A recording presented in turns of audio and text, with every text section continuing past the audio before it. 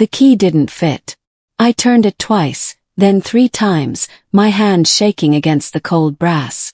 Nothing. The lock had been changed while I was at work. I stood on my own front porch for 30 seconds before the door swung open. My brother Caleb stood in the doorway with his arms crossed. Behind him I could see the living room. My living room bathed in afternoon light. "You need to leave," he said flatly. "What are you talking about?" My voice came out smaller than I intended. "I live here. Not anymore." He slid a white envelope across the hardwood floor. Stopped at my feet. "That's from my lawyer. You've got 48 hours to get your stuff out." I didn't pick it up. I just stared at it, then at his face. Caleb was 5 years younger than me. We'd grown up in this house together. I'd helped raise him after our parents died.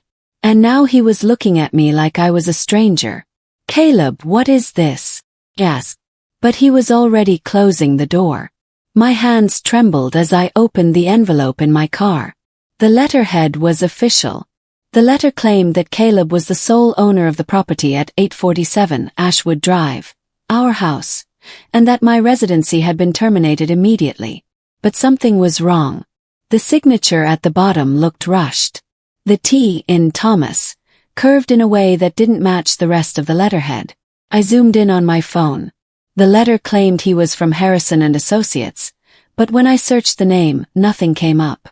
No office, no website. My stomach tightened. I'd paid 53% of this house's mortgage for 3 years. I had receipts, bank statements, everything documented. Caleb had asked me to move back, temporarily, when he needed help with property taxes. I'd agreed because he was family. 'Cause I was stupid. The signature was definitely forged. The question was, what else had he done? I didn't go back to the house that night. Instead, I drove to a hotel, checked in under a fake name, and sat on the edge of the bed staring at the fake letter. My brain cycled through emotions, anger, confusion, betrayal, disbelief, but underneath it all was something else. Clarity. Caleb had rushed. A forged lawyer's letter. Changed lock. A 48-hour ultimatum. These were the moves of someone panicking, not someone thinking clearly. He wanted me out before I could respond, before I could ask questions. But he'd made mistakes. The fake lawyer. The hurried signature. He'd probably spent more time picking the lock than creating a believable legal document. He assumed I'd panic, grab my things, and disappear. I pulled out my phone and started a notes app. Things Caleb got wrong. Ways to protect myself. For the first time since he'd closed that door, I felt something besides fear. Felt strategic. The memory hit me hard sitting in that hotel room. 3 years earlier, Caleb had called me crying. He was struggling with the property taxes on the old house. He'd asked if I could move back, just temporarily, and help him split the costs. I remembered exactly what he'd said. "You're my sister. We're equals in this. I promise this isn't forever. Just until I get back on my feet. We'll be partners. Real partners." I'd believed him because he was my brother. Because our parents were gone. Because family was supposed to mean something. I'd given notice at my apartment and moved back into the house where we'd grew up. That first month, Caleb had been grateful. He'd cooked dinner, thanked me constantly, talked about how much this meant to him. But somewhere along the way, the partnership had become ownership. And I'd become invisible. The financial arrangement seemed fair on the surface. Caleb would handle the paperwork, the taxes, the mortgage, the insurance, and I would cover 55% of the monthly costs. He said the extra 5% was for his administrative work. I'd agreed because it was a small price for peace. But I never saw the original documents. Every time I asked to review the tax records or the mortgage paperwork, Caleb said it was too boring. "I've got it handled," he'd say. "You just pay your part and I'll take care of the rest." I should have pushed back. I should have insisted. But I was tired of being alone. Having a brother again felt like relief. Instead, it turned out to be the biggest mistake of my life. I'd given him my money and my trust. And he'd had 3 years to set up something elaborate enough that when he decided to kick me out, he'd have paperwork to back it up. The kitchen had needed work. The roof had needed patching. The bathrooms were outdated. And I'd paid for all of it. I'd written checks, hired contractors, supervised the work. I'd spent hundreds of hours making that house beautiful again. And with each project, Caleb had taken credit. I remember the day the contractors finished the kitchen renovation. Our neighbor, Mrs. Patterson, had come over with a casserole. "You did such beautiful work on this place," she'd said to Caleb while I stood there being erased from the moment. "Thank you," Caleb had said. "I've really poured myself into this project." I'd felt something crack inside me that day, but I'd ignored it. I'd smiled and nodded and told myself that it didn't matter who got the credit. But family doesn't erase you. Family doesn't take credit for your work. I drove to a law office downtown on my third day in the hotel. The attorney's name was Monica Reeves, and she had kind eyes that turned sharp the moment I showed her my documents. Receipts, bank statements, canceled checks, emails about payments. "You paid for all the renovations?" she asked, flipping through papers. "All of them. The kitchen, the roof, the bathrooms, the fence. Everything." My voice was steady, but my hands weren't. Monica's eyebrows lifted as she reviewed the timeline and amounts. "You still own this house," she said finally. "You and your brother own it jointly. His deed doesn't override yours. Not legally. But the letter he gave me is worthless.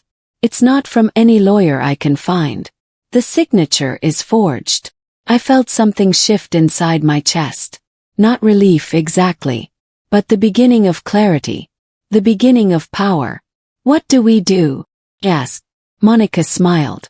"We document everything. Then we make him regret ever touching that house." Monica dug deeper. She pulled the original mortgage documents from county records. There it was, my name in black and white as a co-mortgagee. Caleb's name was there too, but my legal stake in that house was absolute. "This is important," Monica said. "His forged deed doesn't matter. His fake letter doesn't matter. Legally, you own half of that house." But there was more. Monica found that Caleb had taken out a second mortgage on the house, a home equity loan, without my knowledge or consent. He'd used my name without permission. That was fraud. That was a crime. "He's in serious trouble," Monica said quietly. "Not just civil. Criminal." I sat in that office chair, staring at the papers, feeling the weight of everything Caleb had done. It wasn't just betrayal anymore. It was calculated, methodical, criminal betrayal. The implications spread through my mind like poison. Federal charges. Prison time. A brother I'd loved transformed into a stranger who'd committed crimes. "What do we do?" asked again. Monica's expression turned cold and professional. "We make sure he pays." I could confront him right now. I could call the police. I could show up at the house with a lawyer. I could explode his life before he even understood what was happening. But that's what he'd expect. Sitting in my hotel room that night, I made a different choice. I decided on patience. I decided on strategy. I decided that Caleb had made his move too early. And now I was going to let him get comfortable believing he'd won. Let him think I was gone. Let him believe the fake letter had worked. Let him tell himself that he'd successfully kicked me out and stolen the house. Because while he was celebrating, I was going to gather every piece of evidence. Every document. Every receipt. Every email where he lied. And then, when I had everything, when the case was airtight, when there was no possible way he could weasel out of it, then I would strike. Not with anger. With evidence. Not with yelling. With lawyers. Not with emotion. With law. 2 weeks later, photos appeared on social media. Caleb had thrown a housewarming party. The photos showed him standing in the kitchen I'd paid for. His arm around a blonde woman I didn't recognize, both of them grinning at the camera. The caption read, "Finally home. Oh mine." I felt something cold settle in my stomach. He'd invited half the neighborhood. In one photo, Caleb was explaining to someone about the work I've done to this place. His words. His work. I saved every photo. I took screenshots of every caption. I noted the date and timestamps. Because one day they would all know the truth. One day, the narrative he was building would shatter. And they would know that he'd lied. Cliffhanger. How many lies has he told? I spent the next month gathering everything. Bank statements showing every transfer I'd made. Cancelled checks with dates. Credit card statements from contractors. Emails where I'd approved designs. Text messages where Caleb had thanked me for paying for the roof, the kitchen, the fence. I organized it all in a spreadsheet. Every purchase, every date, every amount. The total came to $84,000. More than 80% of what the house was worth. I'd paid for almost the entire renovation. Almost the entire thing he was now claiming as his accomplishment. Monica had advised me to keep records, and I'd gone beyond that. I'd created a timeline so detailed that any judge would follow exactly what had happened. The paper trail was perfect. I visited the contractor who'd renovated the kitchen, a man named Frank. "I need to ask you something," I said, sitting across from him in his office. "During the kitchen renovation, who paid you?" Frank didn't hesitate. "You did. You came in, we discussed the design, you approved everything, and you paid the invoices. Your brother was there sometimes, but he wasn't involved in the work. Would you be willing to testify to that in court?" Frank's expression shifted. "Is there a problem? My brother has claimed the house as his sole property. He's claiming he did all the renovations. I need evidence that I was actually the one who paid for them and oversaw the work." Frank nodded slowly. "I'll testify. What he's doing isn't right." I felt relief wash over me. Third-party confirmation. An objective witness who could back up my story completely. Caleb had been counting on the fact that I wouldn't have proof beyond my own word. He'd underestimated me. Monica filed a motion with the court requesting a forensic analysis of the forged deed. The handwriting expert's report came back in 3 weeks. The signature on Caleb's deed didn't match any of his known signatures. The pen pressure was inconsistent. The letter formations were wrong. It was a forgery, and a poor one. Monica filed a claim for ownership restoration based on the mortgage documents. She submitted all my evidence. The receipts, the bank statements, the contractor testimony, the timeline. She included the handwriting analysis. She included photos from social media where Caleb bragged about his work. And then she filed the forgery case with the district attorney. Caleb didn't know yet. He was still at the house, still living in the life he'd stolen, still accepting praise for work he hadn't done. He was comfortable. He was confident. He thought he'd won. Monica printed out the court filing and placed it on her desk. "We're going to destroy him," she said quietly. "Legally, financially, socially." I said nothing. For 2 weeks I said absolutely nothing. Caleb sent me messages through mutual friends asking if I was coming back to get my stuff, and whether I'd be reasonable about the property. He seemed confused that I wasn't responding. He was taunting me through relatives. Apparently, he'd told people that I'd abandoned the house, that I'd given up my claim. He'd painted me as the quitter in this scenario, the one who'd run away, the one who'd let him win. It was perfect. Let him believe that. Let him think I was defeated. Let him tell himself that he'd successfully manipulated the situation. The more confident he became, the harder the fall would be. Monica called me once a week with updates. The handwriting expert had confirmed the forgery. The bank had frozen the fraudulent home equity loan. The court had scheduled a hearing. And Caleb was still throwing parties. Still posting photos. Still claiming ownership. Still digging himself deeper. I discovered something that made even Monica go quiet. Caleb had taken out a home equity loan for $70,000 against the house. He'd used that money to buy a car, take a vacation, and invest in cryptocurrency that had collapsed. He'd spent $70,000 that wasn't his to spend, using a house he didn't own, with forged documents that he'd created himself. "This is massive," Monica said. "The lender is going to sue him. The bank is going to come after him. This is fraud on a huge scale." I felt something cold settle into my chest. Caleb hadn't just betrayed me. He'd committed federal fraud. He'd stolen money in my name. He'd created forged documents. He'd lied to banks. There was no coming back from this. There was no apology that could fix it.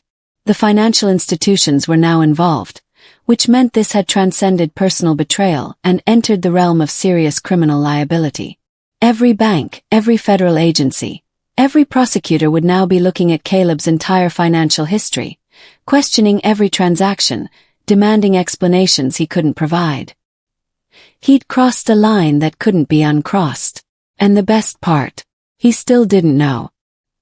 He was walking around the house I'd paid for, sleeping in the bed I'd slept in, using the kitchen I'd renovated, completely unaware that the walls were closing in around him.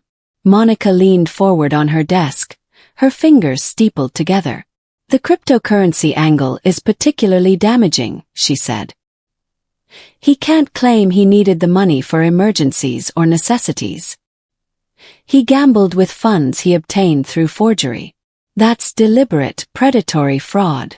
I nodded slowly, absorbing the magnitude of what was coming. 3 weeks before the court hearing, the bank flagged the loan.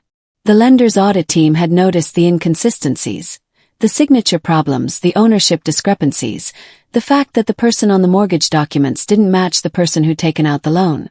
They sent a certified letter to the house. Caleb received it. Monica called me the day after it arrived. "He's panicking," she said.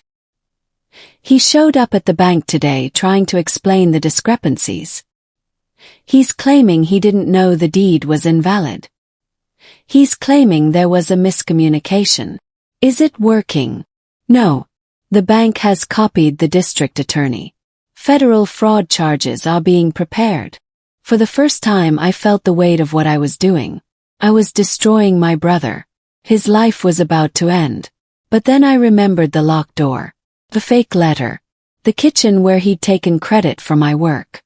I remembered every time I'd stood invisible while he accepted praise for things I'd accomplished. I remembered the moment he'd looked at me with contempt and told me I had no home. And I felt nothing but certainty. The prosecution would move forward because it was the right thing to do. Because fraud was fraud, regardless of whether the victim was family. Because justice didn't recognize relationships. It only recognized the law. Caleb showed up to the hearing looking confident. He wore a suit. He'd combed his hair. He'd probably told himself that he could talk his way out of this, that his charm would overcome the evidence. I sat in the gallery with Monica, and we watched him argue. He claimed the deed situation was a misunderstanding. He claimed I'd given him permission to take out the loan. He claimed the forged signature was just a procedural thing. Every single lie fell apart the moment the judge asked him a question. "When exactly did your sister agree to the home equity loan?" the judge asked. Caleb opened his mouth, closed it, opened it again. He had no answer. He'd constructed his entire defense around the assumption that I wouldn't show up, wouldn't testify, wouldn't fight back. He'd never prepared for someone who had documentation, witnesses, and patience. The handwriting expert testified next, presenting images of the forged signature. The differences were obvious, undeniable, criminal. I watched Caleb's face drain of color. He was finally understanding. Finally realizing that his casual dismissal of me wasn't going to work anymore. Finally seeing that someone had been gathering evidence against him the entire time. And that someone was me. The handwriting analyst was a woman named Dr. Patricia Graves, and she was devastatingly thorough. She showed the court enlargements of both signatures. She explained pressure points, pen angle, forensics. She broke down the forgery in terms that even I understood. "This is not the same handwriting," she said, pointing to the forged deed. "The signature on this document was created by someone trying to imitate this man's signature. They made several mistakes. This is a forgery." She stepped down, and I watched Caleb's lawyer scramble to cross-examine her. But there was nothing to challenge. The evidence was physical, objective, undeniable. Caleb's face had gone white. He'd walked into that courtroom expecting to win or at least settle. He'd expected a civil dispute. Now he was facing fraud charges. Now he was looking at potential criminal prosecution. Now he understood that I'd had 3 months to gather evidence while he'd had 3 months to tell himself he was getting away with something. The judge reviewed the documents one more time, his expression darkening with each page. He looked over his glasses at Caleb, and I saw the moment the judge's professional demeanor shifted from neutral to disgusted. The judge called a recess. When we reconvened, the ruling was swift. "This court finds in favor of the plaintiff," the judge said, and I felt my heart rate spike. "The deed submitted by the defendant is determined to be fraudulent. The mortgage documents show clear joint ownership. Ownership of the property at 847 Ashwood Drive is restored to both parties as co-owners." Caleb was shaking. "Furthermore," the judge continued, "this court is ordering a partition sale. The property will be sold under court supervision, and the proceeds will be divided equally between both parties." "Your Honor," Caleb's lawyer stood up. "We're finished here," the judge said coldly. "This is a clear case of fraud. The defendant attempted to forge legal documents. The defendant took out a fraudulent loan against property he did not solely own. The defendant used his sister's name without permission. I'm referring this matter to the district attorney for criminal prosecution." The gavel came down with finality. Caleb's entire world collapsed in that moment. The house wasn't his. The loan was frozen. Criminal charges were now officially being referred. The property was going to be sold, and he'd get nothing except maybe a jail cell. He looked at me, really looked at me for the first time. I saw the moment he understood that I wasn't the victim anymore. I was the architect of his downfall. I was the one who'd quietly dismantled his entire life using evidence and patience. And I felt nothing but the cold satisfaction of justice. 2 days after the hearing, Caleb called me. His voice was broken, desperate. Nothing like the cold certainty he'd had when he'd slid that fake letter under the door. "Please," he said. "We can work this out." "Sorry." Panic. "I made a mistake. If I sign the house back over to you, if I give up my claim, will you drop the charges?" I listened to him beg. I listened to him offer apologies that he didn't mean. Apologies that had come too late, after he'd forged documents and committed fraud and destroyed trust that had taken a lifetime to build. "Please," he repeated. "I'll lose everything. I'm your brother." That word hit me hard. He was my brother. But he was also the man who'd forged my signature, who'd stolen my money, who'd tried to erase me from existence. "I have nothing to say to you," I said quietly, and I hung up the phone. Monica had already explained that the charges were out of my hands. The district attorney was pursuing the fraud case independently now. I wasn't the one pressing charges anymore. The government was. The civil case was in the court's hands. I didn't have the power to stop it, even if I'd wanted to. And I didn't want to.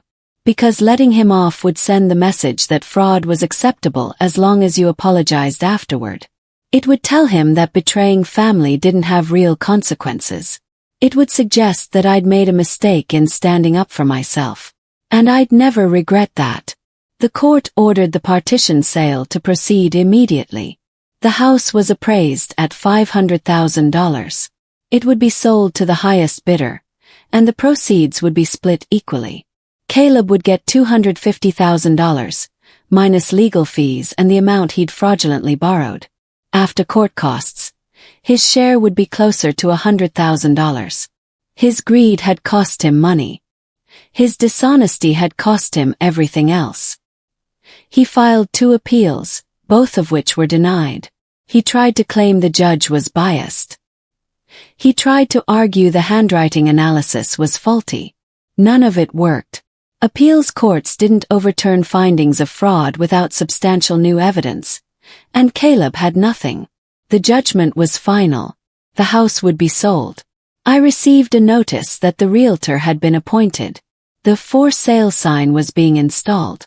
Showings would begin next week.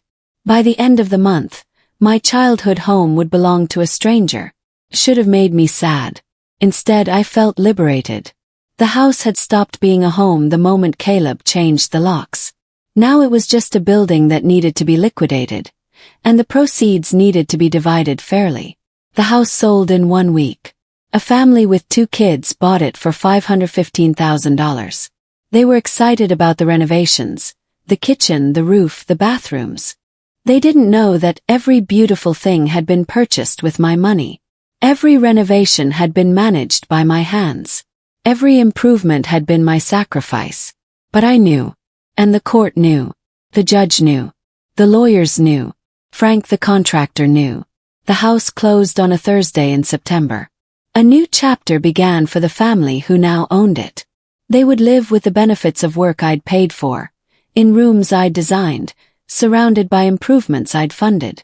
I received my check, $250,000, minus legal fees and court costs. My portion came to $220,000. I'd spent $84,000 making that house beautiful. The lawsuit had cost me about $8,000 in legal fees. I walked away with $128,000 and the knowledge that justice had been served. I also walked away with something else, my dignity back. And that was worth more than any amount of money. The family found out. Our relatives started calling me, demanding to know why I'd destroyed Caleb. Why I hadn't just worked it out. I didn't answer most of them. But I responded to one call, our Aunt Michelle, who'd known our parents and who had always been fair. He forged my signature, I told her. He took out a loan in my name without permission. He changed the locks and kicked me out of my own home. He stole my money for 3 years while taking credit for my work. And then he lied about it when he got caught. There was a long silence. "Oh," Aunt Michelle said finally. "Then you were right." She hung up and called everyone else in the family. She told them the truth. Suddenly the narrative changed. Suddenly I wasn't the bad guy anymore. Suddenly Caleb was the villain. He tried to stay in the area for a few weeks, but the whispers followed him everywhere. People stopped greeting him on the street. Invitations dried up. The community he thought he'd deceived had learned the truth and turned their backs on him. Even his friends distanced themselves, unwilling to associate with someone capable of such calculated betrayal. He left town 2 months after the house sold. I heard he moved to another state, trying to start fresh where no one knew his history. I don't know where he went. And I realized that I don't care. I bought a house of my own. Not the childhood home that would always feel tainted. I found a small cottage with a garden and a quiet neighborhood. I bought it outright with my settlement money, no mortgage, no shared ownership. It was mine. Completely, legally, permanently mine. I redecorated it exactly how I wanted. I painted the walls soft blue. I refinished the hardwood floors myself. I planted flowers in the garden just because I wanted to. There was no one to steal credit. No one to undervalue me. No one to erase my contributions or take my work for granted. Just me and my own space. I also quit the job I'd had for 5 years and started my own consulting business, helping other people with property disputes and fraud cases. It turned out that my experience made me valuable. Within 6 months, I had more clients than I could handle. Within a year, I was making more than I'd made at my corporate job. Within 2 years, I'd bought a second property as an investment. All of it belonged to me. All of it was earned through my own intelligence, my own effort, my own resilience. Caleb never contacted me again. I received a message from a mutual friend 5 years after the house sold. Caleb had tried to borrow money from her. He'd claimed he was trying to rebuild and needed help. She declined and then told me about it. I felt a moment of pity for him, but it passed quickly. I learned something from what happened with Caleb. Justice doesn't come from yelling or fighting or confrontation. Justice comes from patience and evidence and the simple, undeniable truth. When you let the facts speak for themselves, you don't have to convince anyone. The court convinces everyone. I've had a peaceful life since then. Quiet life. A life where I'm not angry anymore. Not because I've forgiven Caleb, but because I've moved forward. He's still stuck in the moment where he tried to steal my home. He's still trying to convince people to believe his story while facing the weight of his own lies. I'm the one with the house. I'm the one with the business. I'm the one with the future. I'm the one living freely, without anger poisoning every moment. And on quiet nights, sitting in my own garden in my own home that belongs entirely to me, I think about the day he changed the locks. I think about how he thought he'd won. I think about how completely wrong he was. You don't need revenge when justice speaks clearly. Sometimes silence is louder than screaming. Sometimes patience is stronger than anger. Sometimes the best thing you can do is step back, gather your evidence, and let the truth dismantle your enemy's entire world. And sometimes the sweetest victory isn't the moment you win. It's the peaceful life you build afterward.